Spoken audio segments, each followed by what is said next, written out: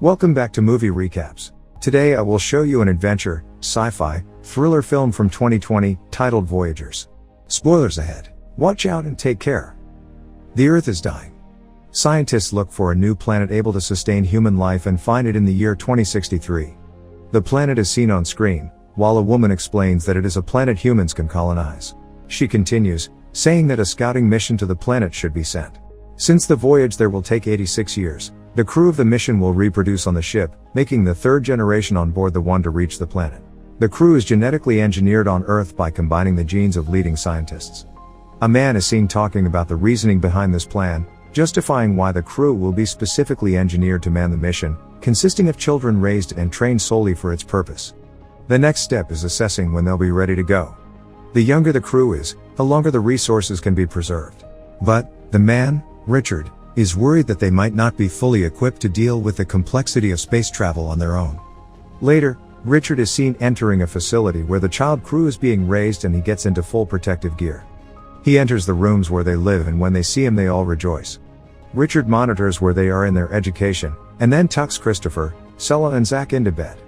Zach tells him that he's afraid, but Richard comforts him by telling him that he's safe. The next day, Richard is talking to a woman in charge of the mission. He tells her that he should go with the children, to raise and protect them. Richard's addition to the mission would also mean that it will be able to launch in 4 years, instead of 7. Next, the mission launches with Richard on the helm. The shuttle docks with Humanitas, the ship for the mission. They all go inside and find their quarters. Richard takes one last look of Earth.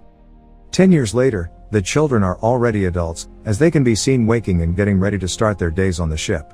The first lesson covers the fertilization for the second generation, which will begin in the 24th year of their lives. The crew goes about their day like robots. They're seen drinking a blue liquid. Christopher and Zach are listening to classical music. Sella walks through the ship and looks out at the space around them. Later, she talks to Richard, saying that the lives of the crew are unimportant. Trying to comfort her, he shows her pictures of his grandparents, telling her that providing for the future is very important. That night, Christopher can't sleep. He listens to the sounds of the ship. The next day, Richard and Christopher are in the hydroponics bay checking the state of the plants, when a message about toxicity in the water appears on Christopher's screen. He asks Richard about it, thinking it's some kind of chemical that isn't being processed from their urine, but Richard dismisses his concerns. He's skeptical about it. So, later, he asks Zach about the ingredient T56J. They wonder why the information is unavailable. During the night, the two of them go back to figure out what it is. Christopher bypasses the firewall and is able to find the information. The chemical ingredient is found in the blue liquid they drink. Zach thinks it was a digestion aid, but they figure out that it has other effects on their personality.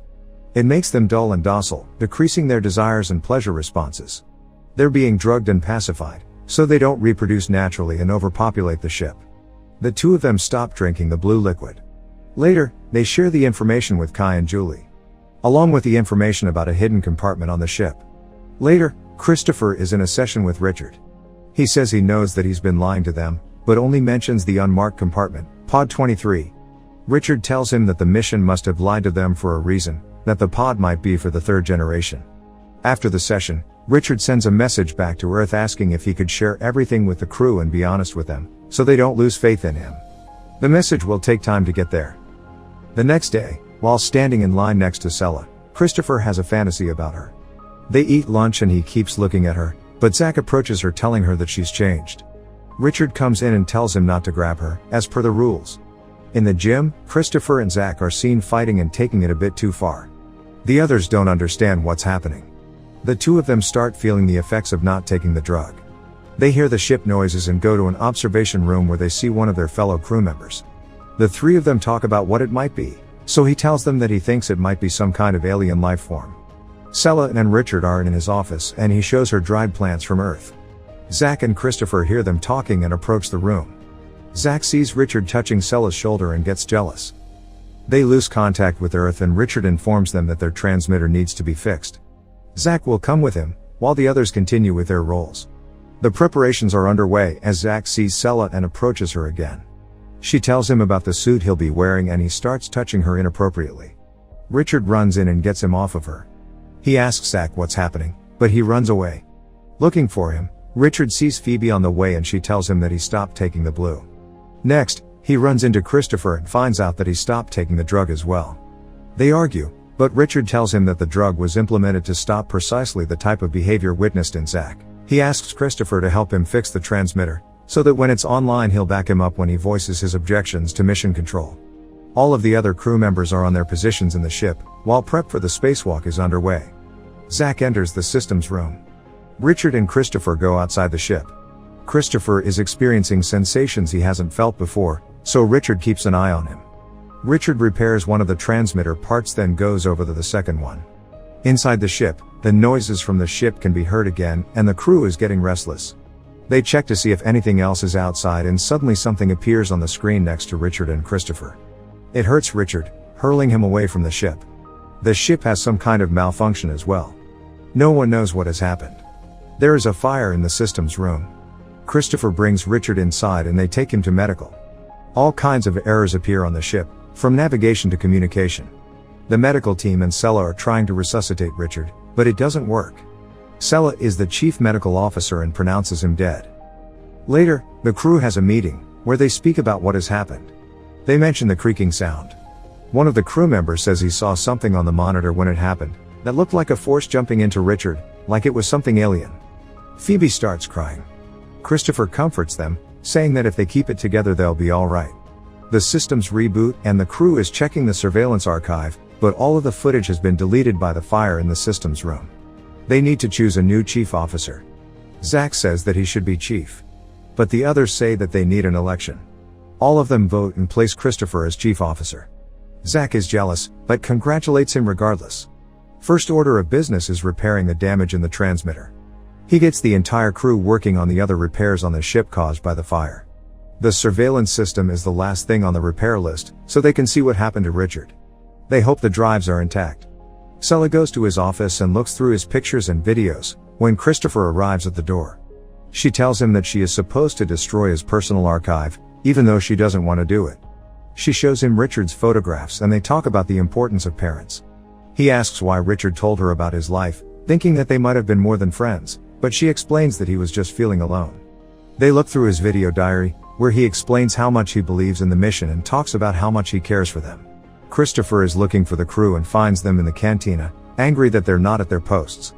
Zach tells him that they're repairing the refrigerators, so they don't lose any food. But there's a bunch of food that might go bad, so he asks him if they can have a feast, to celebrate their new chief officer. After they eat, Kai tells the others not to drink the blue and they all dump it. Sella and Christopher are looking through Richard's videos, laughing and enjoying themselves. Christopher feels increasingly more attracted to her. Zach feels attracted to Julie, he touches her and she touches him back. The others are looking at them. Later, the crew can be seen play fighting and running around the ship, having fun. They all look through Richard's personal archive. Sella finds them in his quarters and tells them to leave, but they don't want to. Zach is the last to leave, telling Sella that Richard isn't there anymore to protect her. She goes back to the med bay and grabs a scalpel. Christopher is following Zach, worried he might do something to Sella, when he finds out that she's in the med bay and goes there before Zach can. Zach arrives and Christopher pretends that the two of them are making love, so he leaves.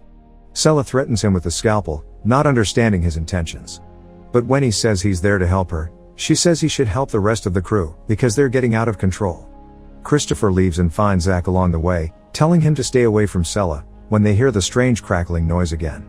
He follows it around the ship, as others can hear it too.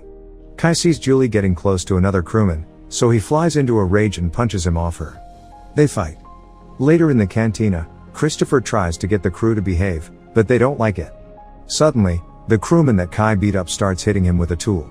Christopher stops him by hitting him too. He tells everyone to get Kai and the other one treated and then to meet at the common room.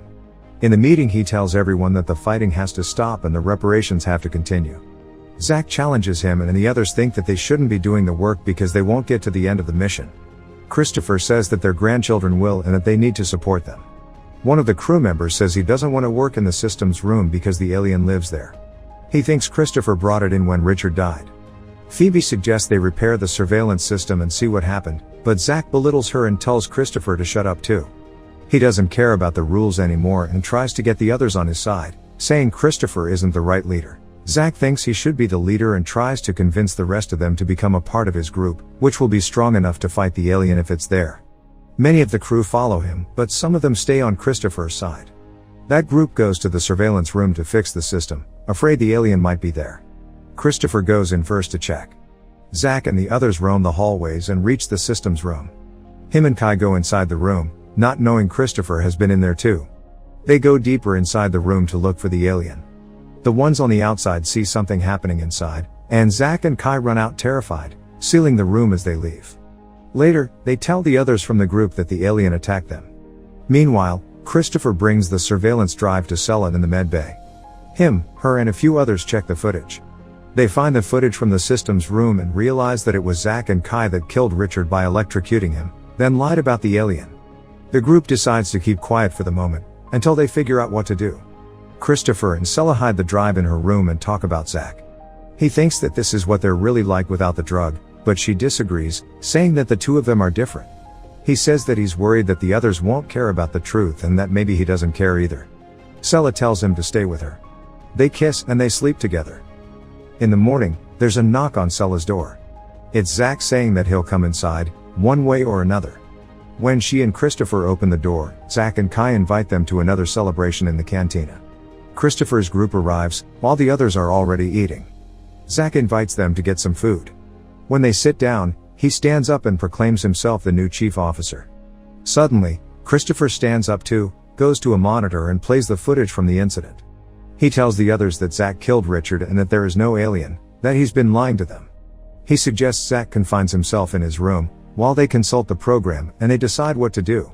Everyone gets upset and Zack confesses, saying he did it to protect them, because the alien was in Richard and Christopher brought it inside. He convinces the others that the alien is inside the ship, hiding in one of them. Zack says that they need to find it and kill it, to which they all agree. He pits them against each other and they start fighting. They think it's the crewman that works in the med bay and they start chasing after him. Christopher follows suit. Kai hits him first, then the others join, as they kick the crewman to death. Christopher takes his group to a secure place in the ship, while Zack's group goes into the med bay and they arm themselves.